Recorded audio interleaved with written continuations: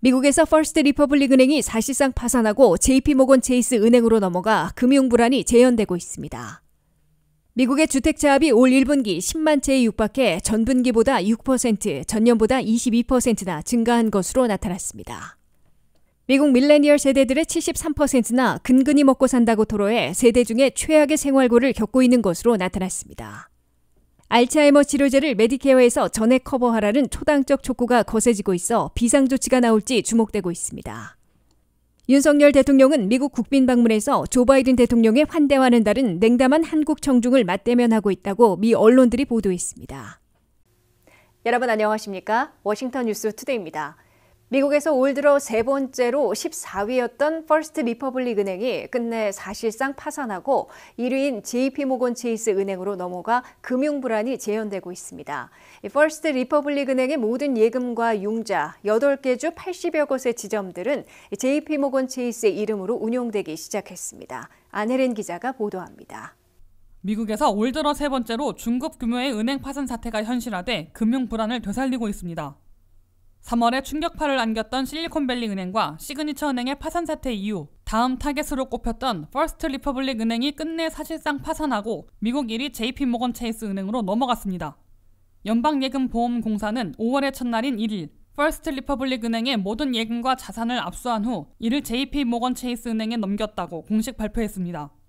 이로써 자산 규모로 16위였던 실리콘밸리 은행과 29위였던 시그니처 은행보다 앞선 순위인 14위 퍼스트 리퍼블릭 은행도 역사 속으로 사라지고 1위 은행에 인수당했습니다.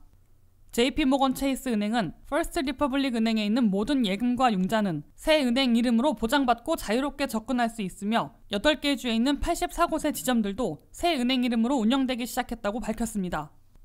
JP모건 체이스는 퍼스트 리퍼블릭 은행의 예금 920억 달러, 융자 1730억 달러 등을 전액 인수했으나 인수자금으로는 FDIC에 106억 달러만 지불했으며 연방당국은 예금보험기금에서 130억 달러를 손해보게 됐습니다. JP모건 체이스를 포함한 11개 대형 은행들이 퍼스트 리퍼블릭 은행에 지원했던 300억 달러는 반환하게 됩니다. 퍼스트 리퍼블릭 은행의 사실상 파산은 자산 규모로 2008년 워싱턴 뮤추얼의 3,090억 달러에 이어 2,130억 달러로 미 역사상 두 번째인데 그때와 이번 모두 JP모건 체이스가 인수했습니다. 샌프란시스코에 본부를 두고 있던 퍼스트 리퍼블릭 은행은 자산 규모가 2,130억 달러로 14위였으나 같은 지역의 실리콘밸리 은행의 파산 사태 이후 다음 타겟으로 지목되면서 1,000억 달러 이상 예금이 빠져나가는 무더기 인출 사태를 겪은 것으로 드러났습니다. 예금 1,000억 달러 이상의 무더기 인출이 뒤늦게 밝혀지자 지난 주말까지 퍼스트 리퍼블릭 은행의 주가는 무려 97%나 대폭락해 파산 사태에 내몰렸습니다. 자산 규모 2,090억 달러, 16위였던 실리콘밸리 은행, 1,100억 달러로 29위였던 뉴욕 시그니처 은행보다 앞서 있던 2,130억 달러의 규모로 14위였던 퍼스트 리퍼블릭 은행이 끝내 파산하자 중소규모의 지역은행 위기설이 다시 고개를 들고 있습니다. 하지만 연방당국과 JP모건 체이스 등 대형 은행들은 미국의 은행 시스템은 여전히 건전하고 회복력이 강하다며 무보험을 포함한 모든 예금은 전액 보장해주고 대형 은행들이 즉각 사태를 수습하고 있는 만큼 금융위기로 번지지는 않을 것이라고 강조하고 있습니다. WKTV 뉴스 안혜린입니다. 미국 내에서 주택차압이 올 1분기에도 10만 채에 육박해 전분기보다 6%, 전년보다 22%나 증가한 것으로 나타났습니다.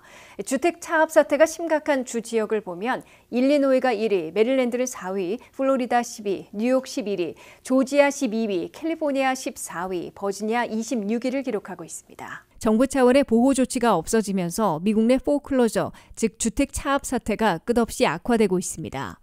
올 1분기에 차압 절차에 들어간 미국 내 주택들은 모두 9만 5,700여 채로 집계됐습니다. 전분기보다는 6% 늘어난 것이고 1년 전보다는 22%나 급증한 것입니다.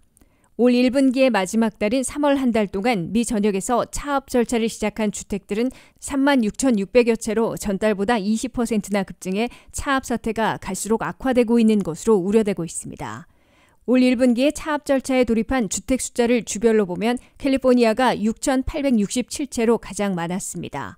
텍사스가 6,764채, 플로리다 5,700여 채, 뉴욕 4,350여 채, 일리노이 4,000여 채의 순이었습니다. 대도시들 중에서는 뉴욕시가 4,674채로 가장 많았고 시카고가 3,550채, 로스앤젤레스가 2,210채, 휴스턴이 2,120채, 필라델피아가 1985채를 기록했습니다. 가구당 차압 비율과 증감률을 종합한 주별 순위를 보면 올 1분기 주택 차압이 가장 악화된 곳은 일리노이주가 1위로 꼽혔습니다. 한인들이 많이 몰려 사는 지역의 순위를 보면 일리노이가 1위, 메릴랜드가 4위, 플로리다 10위, 뉴욕 11위, 조지아 12위, 캘리포니아 14위를 기록했고 버지니아는 중간 수준인 26위에 랭크됐습니다. 실제 차압 절차가 완료돼 모기지를 제공했던 은행 자산으로 넘어간 아리오드를 보면 미시간이 1,819채로 가장 많았고 일리노이가 1,039채, 캘리포니아가 846채, 펜실베니아가 788채, 뉴욕이 774채로 나타났습니다. 미국에서 주택 차압이 계속 늘고 있는 주된 이유들로는 팬데믹 기간 중 연방과 각 지역 정부들의 개입으로 포클로저가 동결됐으나 보호 조치가 끝나면서 모기지를 연체하는 주택들에 대해선 랜더들이 차압 절차에 넘기고 있기 때문입니다. 여기에 정부 지원금이 떨어진 데다가 테크 업종의 대기업을 중심으로 대량 감원 태풍이 몰아치면서 주택을 포기하는 사람들이 늘고 있기 때문으로 보입니다. 게다가 고물가, 고금리에 불경기 우려가 겹치면서 주택을 포기하려는 미국민들이 늘고 있는 것으로 관측되고 있습니다. 다만 2008년 주택시장 붕괴 때와는 크게 달리 주택 모기지들의 다수는 엄격한 심사를 받고 있는 것이어서 걷잡을 수 없는 대규모 디폴트 사태와 무더기 차압 사태, 주택시장 붕괴, 금융위기로 비화되지는 않을 것으로 예상되고 있습니다. 미국에서 가장 인구가 많은 29세에서 43세 사이의 밀레니얼 세대들이 무려 73%나 페이책 투 페이책으로 근근히 먹고 산다고 토로해 세대 중에 최악의 생활고를 겪고 있는 것으로 나타났습니다. 밀레니얼 세대는 특히 학자 융자금을 비롯해 가장 무거운 빚더미에 올라 있는 데다가 가족들을 부양해야 하는 시기이기 때문으로 분석되고 있습니다. 안혜린 기자가 보도합니다. 미국의 여러 세대 가운데 인구가 가장 많이 몰려있는 밀레니얼 세대가 가장 힘겨운 생활고를 겪고 있는 것으로 조사됐습니다. 밀레니얼 세대는 1980년에서 1994년생 사이로 분류되고 있는데 만 43세에서 29세 사이이며 미국 인구 전체의 25%가 넘는 9,200만 명이나 되는 것으로 인구 센서스는 밝혔습니다. 밀레니얼 세대인 30, 40대 미국인들은 무려 73%나 페이책 투 페이책, 즉 봉급으로 근근히 먹고 살고 있다고 대답했다고 CBS 뉴스가 보도했습니다. 이는 여러 세대 중에 밀레니얼 세대가 근근히 먹고 살고 있는 비율이 가장 높은 겁니다. 밀레니얼 세대가 최악의 생활고를 겪고 있는 이유는 학자 융자금을 포함한 각종 빚더미가 가장 무겁게 짓누르고 있고 가족 가운데 돌봐야 할 부양가족이 많을 시기이기 때문으로 CBS 뉴스는 분석했습니다. 밀레니얼 다음 세대인 1995년에서 2012년생 사이인 Z세대는 66%가 페이책 투 페이책으로 근근히 먹고 산다고 응답했습니다. Z세대는 근근히 먹고 산다는 비율이 올 1월 61%에서 3월에는 66%로 급등했습니다. 밀레니얼의 바로 직전 세대인 1965년에서 1979년생 사이인 X세대는 64%가 페이책 투 페이책으로 겨우 지내고 있다고 밝혔습니다. 1946년에서 1964년생 사이인 베이비 부머들은 7,700만 명이나 되는데 절반인 50%가 근근히 먹고 살고 있다고 응답했습니다. 미국 전체 세대 평균은 60%가 페이책 투 페이책으로 겨우 생활하고 있다고 밝혔습니다. 이번 조사에서는 밀레니얼 세대가 세 가지 최악의 상황을 겪고 있음을 보여주고 있다고 CBS 뉴스가 보도했습니다. 첫째, 밀레니얼 세대는 미국에서 2001년 닷컴 붕괴, 2008년 주택시장 붕괴와 금융위기, 대불경기, 2022년 코로나 불경기 등 현재까지 3번의 극심한 불경기를 겪었습니다. 둘째, 밀레니얼 세대는 내 집 마련과 은퇴저축을 미루고 있는 것으로 조사됐습니다. 셋째, 흑인 밀레니얼 자녀들은 베이비 부머인 부모들보다 가난한 생활고를 보이고 있다고 CBS 뉴스가 전했습니다. WKTV 뉴스 안혜린입니다. 알츠하이머 치료제를 메디케어에서 전액 커버하라는 초당적 촉구가 거세지고 있어 워싱턴 정치권의 비상조치가 나올지 주목되고 있습니다. 연방 하원의원 70명과 연방 상원의원 30명에 이어 버지니아와 워싱턴 DC를 포함하는 미국 내 주정부 절반에서 알츠하이머 치료제를 메디케어에서 전액 커버하라고 연대 서명해 촉구하고 나섰습니다. 수천만 명에 달하는 미국 내 알츠하이머 환자들의 병세를 늦추고 있는 치료제가 너무 고가이기 때문에 65세 이상이 이용하고 있는 메디케어에서 전액 커버해야 한다는 촉구가 더욱 거세지고 있습니다. 버지니아와 워싱턴 DC를 포함해 24개 주정부와 2개 미국 자치령 법무장관들이 연대 서명한 연판장을 메디케어, 메디케이드를 관할하고 있는 CMS 당국과 상부인 연방보건복지부에 보내 알츠하이머 치료제를 메디케어에서 전액 커버하라고 촉구했습니다.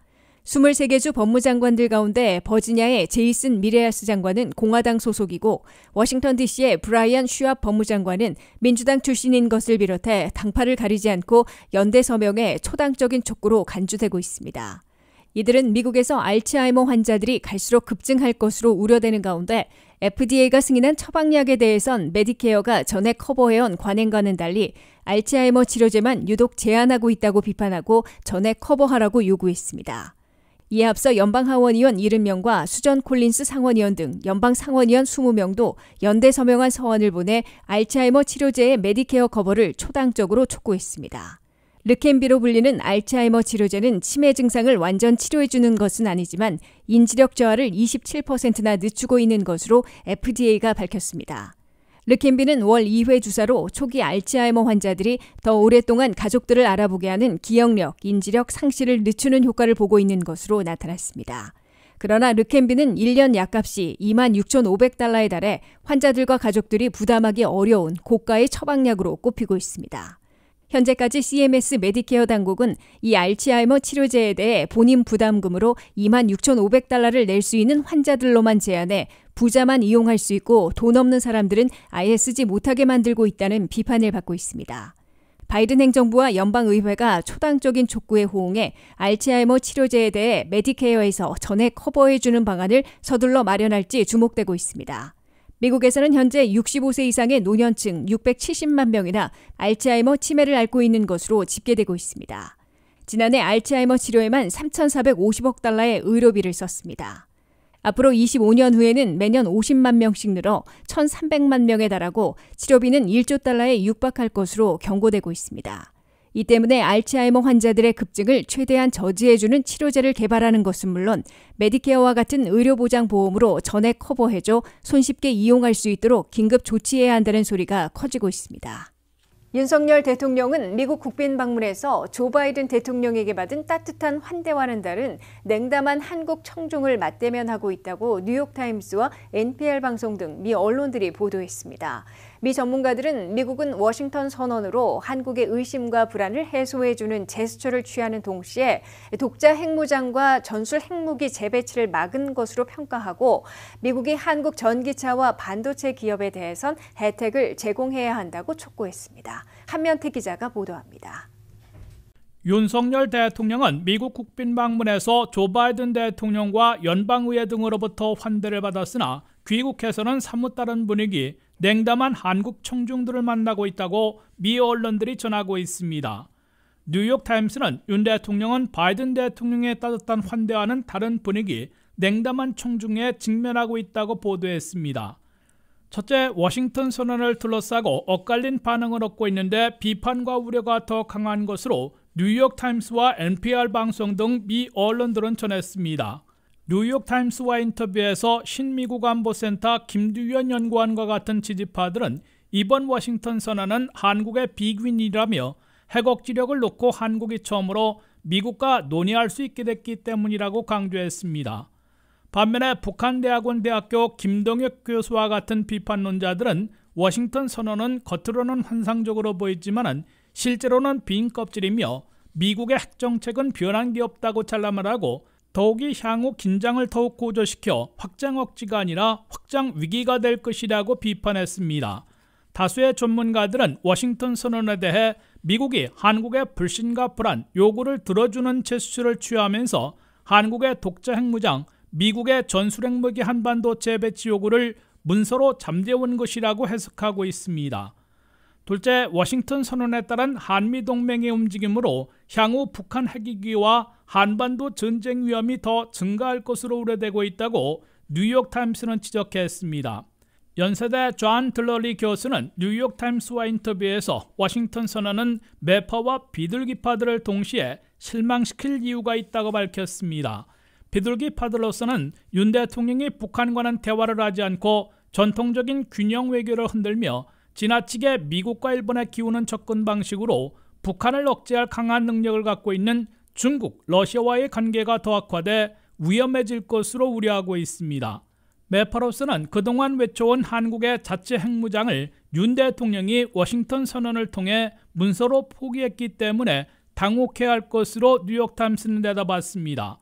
셋째, 인플레이션 감축법에 따른 한국 전기차의 세제 혜택 제외와 중국 수출까지 하지 말도록 압박하고 있는 반도체 과학법에 따른 한국 기업들의 피해를 해결하지 못하고 있어 한국민, 특히 젊은 층의 반발을 살 것으로 뉴욕타임스는 지적했습니다.